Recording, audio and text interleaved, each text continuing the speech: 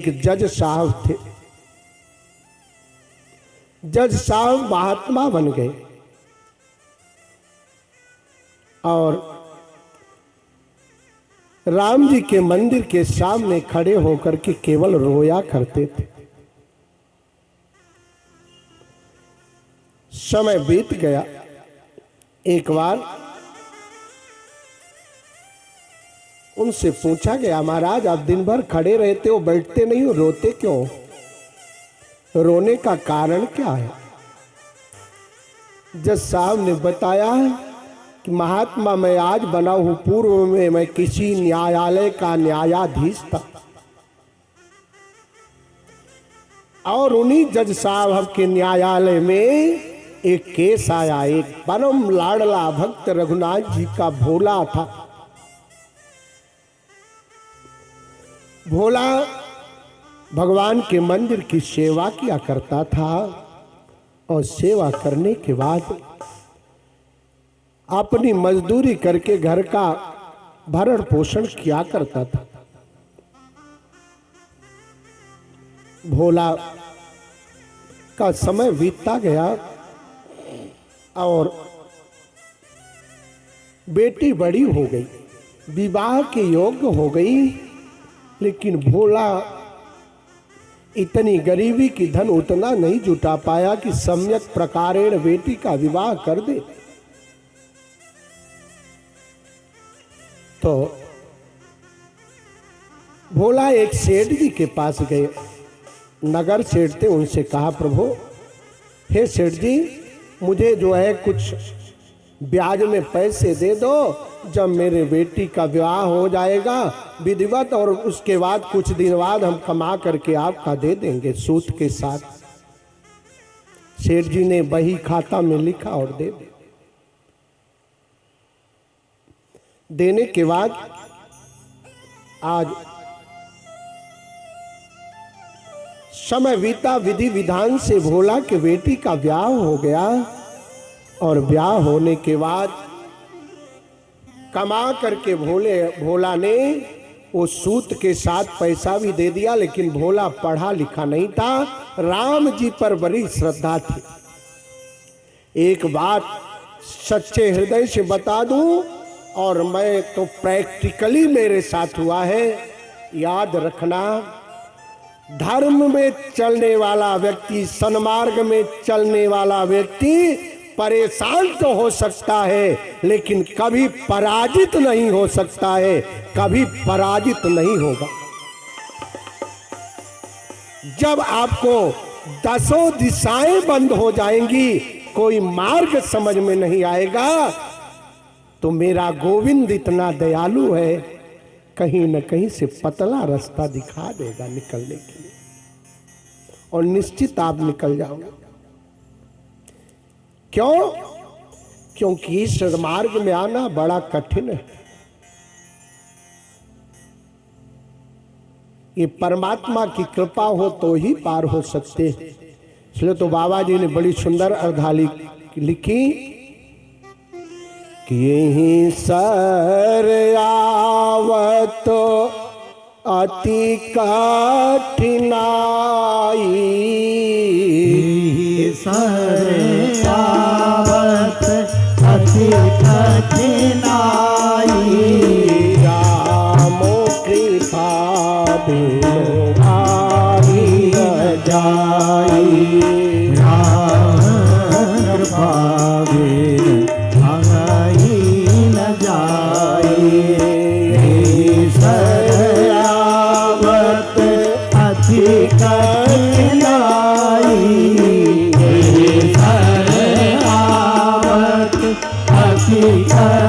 कठिनाई, राम कृपा आई न जाई, राम कृपा आई न जाई। बहुत परेशान होंगे आप। कभी कभी ऐसा भी लग सकता है कि क्यों ये कार्य मैं कर रहा हूं, लेकिन याद रखना, किसी न किसी को तो आगे बढ़ना पड़ेगा। लोग आक्षेप भी करेंगे, लोग आपको दुर्वचन भी कहेंगे। अरे प्यारे, ये संसार तो ऐसा है, जब माँ जगत जननी जगदम्बा जानकी को लोगों ने नहीं छोड़ा तो हम आपकी क्या औकात है। हम लोग तो एक कलि परायण जीव हैं, कलिकाल से ग्रसित जीव हैं, इसकी चिंता हमें नहीं करना। जगत वाले कुछ भी कहें, जगत से आप झूठे बन जाओ, लेकिन एक संकल्प, एक विकल्प, एक मन में आपके संकल्प होना चाहिए। जगत से झूठे बन जाओ, जगदीश से झूठे मत बनना। ये जगदीश से झूठे नहीं बनोगे तो भवसागर से पार हो जाओगे। और परमात्मा ऐसों की सहायता अवश्य करता। सच्ची बात बताऊं, मेरे साथ तो मेरा गोविंद हमेशा खड़ा रहता है। जब जब मुझे ऐसा लगता है कि मैं भी एक साधारण जीव हूं, कोई तपस्या नहीं है, कोई इतना बड़ा विद्वान भी नहीं हूं, बस एक भरोसा है उस ईश्वर पर। ओ ईश्वर इतना दयालु है कि जब मां के कुक्ष में वो जीव रहता है तो भोजन की व्यवस्था पहले कर देता है। मां के कुचाग्र में दूध पहले आता है और बेटा बाद में आता है। किसी ने बड़ी सुंदर बात कही है कि जब दांत न थे तब दूध दयो, जब दांत न थे तब दूध दयो, जब दांत दयो ताको अन्न भी दी है, जल में थल में पशु पक्षिन में सबकी सुधि ले तो वो तोरी उली है। तो जान को दे तो अजान को दे तो जहान को दे तो तो को भी दई है। तो रे मन मूरख सोच करे क्यों, सोच करे कुछ काम नहीं है, सोच करे कुछ काम नहीं है। एक चीज आप लोग निकाल देना मन से कि मैं कोई बहुत बड़ा सिद्ध तपस्वी कुछ नहीं हूं, मैं भी कली काल से ग्रसित जीव हूं, कोई विद्वान नहीं हूं, कोई तपस्या भी नहीं मेरे पास, लेकिन बस एक विश्वास है उस परमात्मा। जब गणिका आजामिल व्याध गीध गज जैसे लोगों का भवसागर से पार करा दिया, उसके चरणों का आश्रय है, वो कभी निराश नहीं करेंगे। केवल इतना विश्वास है जीवन। और आपको अपना मार्ग नहीं त्यागना चाहिए। हम उन निर्द्वंद होकर के अपने मार्ग में चलते जाएं, बाकी तो परमात्मा की इच्छा है। और निश्चित रूप से ईश्वर पग पग पर आपका साथ देता है, खड़ा रहता है। बड़ा दयालु है वो परमात्मा। इसलिए आज भोला बेटी का विवाह किया और विवाह करने के बाद कमा करके कुछ दिन में पैसा सूत सहित तो वापस कर दिया, लेकिन पढ़े लिखे नहीं थे भोला। सेठ जी के मन में विकार आ गया। बही में तो छेंक दिया पैसा, लेकिन जो कागज दिया ऐसे गोंच करके दे दिया। सीधा साधा आदमी भोला सोचा हमने तो पैसा दे दिया। समय बीत गया, बरसों बीत गया। एक दिन भोला के यहाँ उन सेठ जी का मुनीम पहुंचा। कहा सेठ जी से तुमने कर्ज लिए थे, अभी तक पैसा नहीं दिया। भोला ने कहा हमने तो दे दिया। नहीं, तुमने नहीं दिया। और बात इतना बड़ी सज्जनों कि ये बात जाकर के कोर्ट में पहुंच गई। कोर्ट में पहुंचने के बाद वही जज साहब जो महात्मा थे उनके पास केस पहुंच गए। और पहुंचने के बाद जज साहब ने भोला को सम्मन दिया। भोला आया। भोला से पूछा गया तुमने सेठ का पैसा दिया कि नहीं? हाँ दिया। गवाह कौन है? कोई था नहीं। याद रखना, गरीबों का कोई साथ देने वाला नहीं है। परमात्मा ही साथ देते हैं। भोला ने कहा मेरे साथ तो कोई गवाही नहीं है, बस रघुनाथ जी गवाही है कि हमने पैसा दे दिया।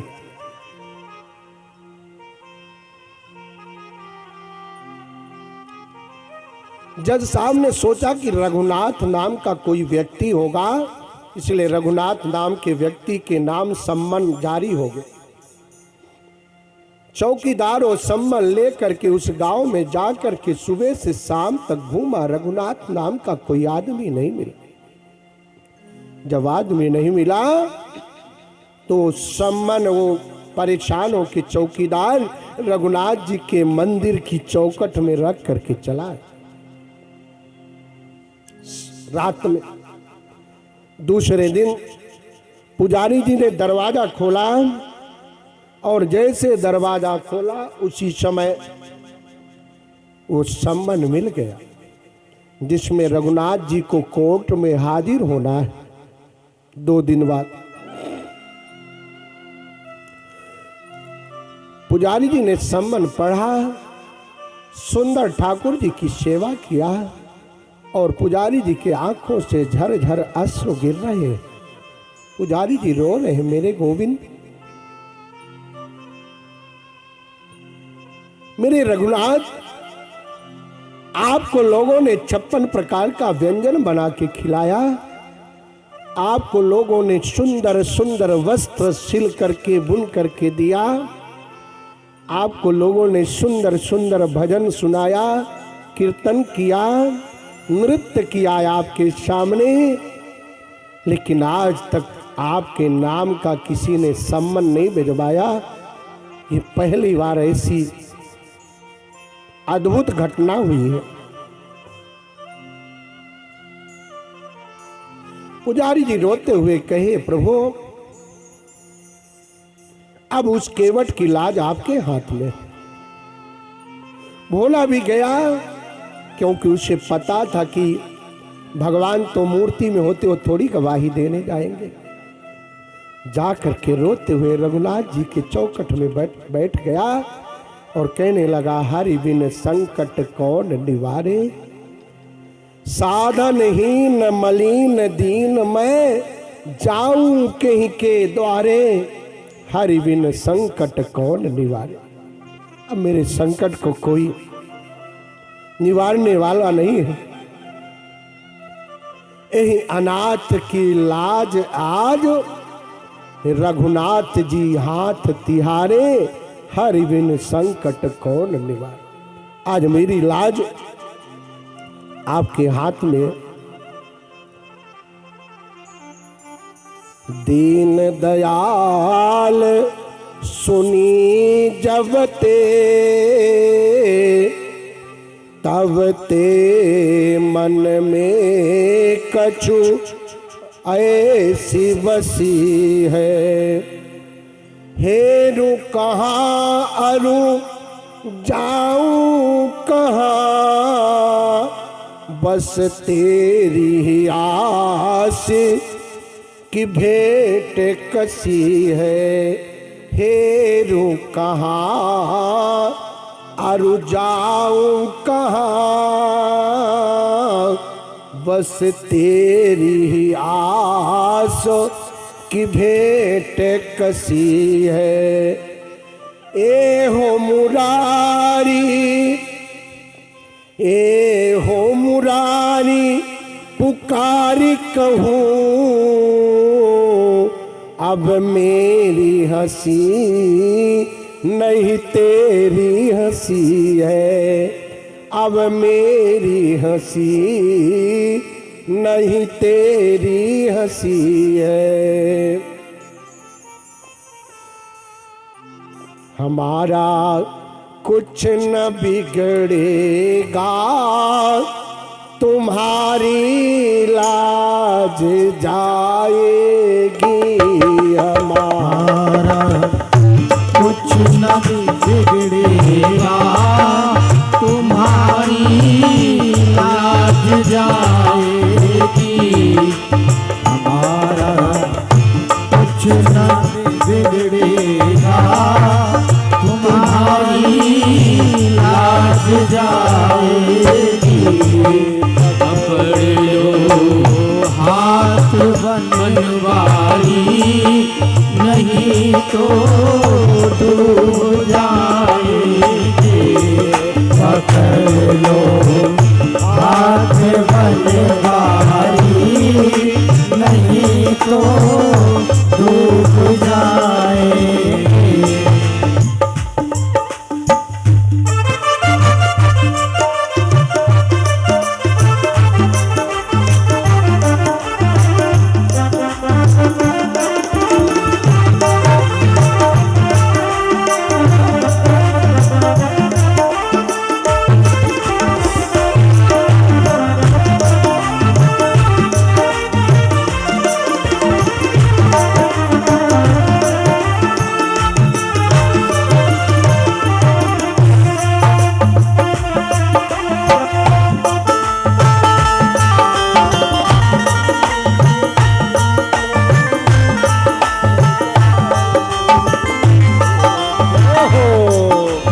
तुम्हारे ही भरोसे पर जमाना छोड़ बैठे हैं। तुम्हारे ही भरोसे पर जमाना छोड़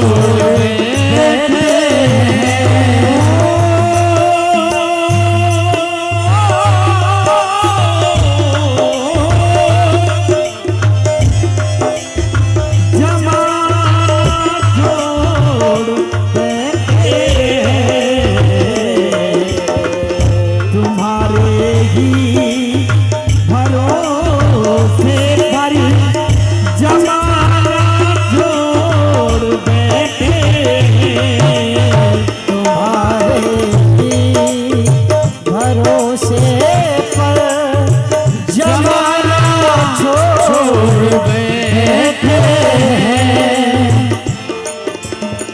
जमाना छोड़ बैठे हैं। और प्रभु जमाने की तरफ देखो, जमाने की तरफ देखो, हाथ कैसे निभाएंगे। हाथ बनवारी, नहीं तो डूब जाएंगे। पकड़ लो हाथ बनवारी, नहीं तो डूब जाएंगे। पकड़ लो हाथ बनवारी, नहीं तो डूब जाएंगे। नहीं तो डूब जाएंगे।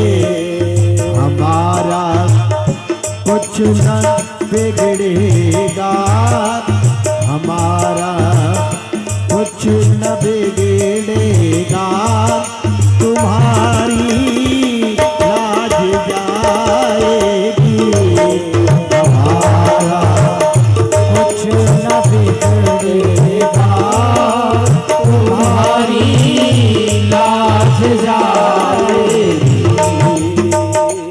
जय हो।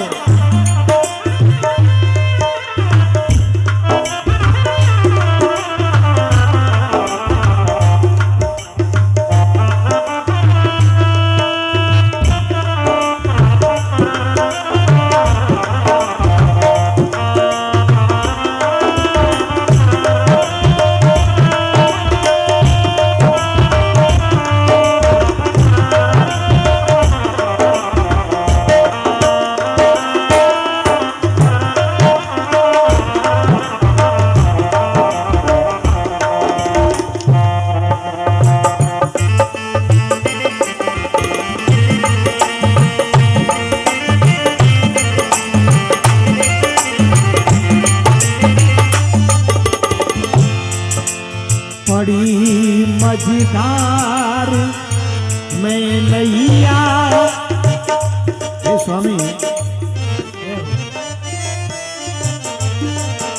बड़ी मजेदार मैं नैया, हमारा कोई नहीं खिवैया, बड़ी मजेदार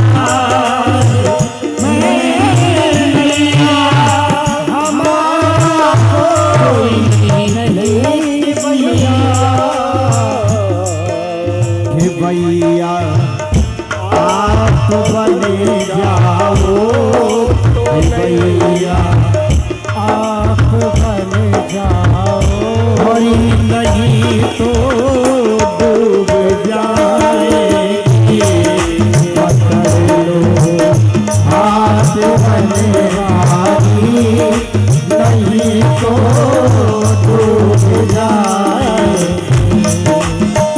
नहीं तो डूब जाएंगे, नहीं तो डूब जाएंगे, पकड़ लो हाथ बनवारी, नहीं तो डूब जाएंगे, पकड़ लो हाथ बनवारी, नहीं तो डूब जाएंगे। भक्तवत्सल भगवान की जय।